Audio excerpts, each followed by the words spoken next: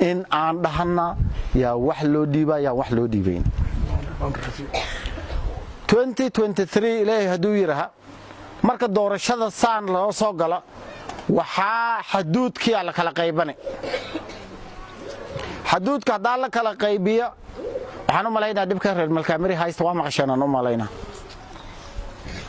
Mandera North wardki asxaab inaas maqan yahay oo wargudud loo daray waa ka warhaysin annagu oo xilkaas hayna asgambarkaas meesha sayta algay waqti xaadirkan hadaanan awoodaas xamil karin loo dhiiba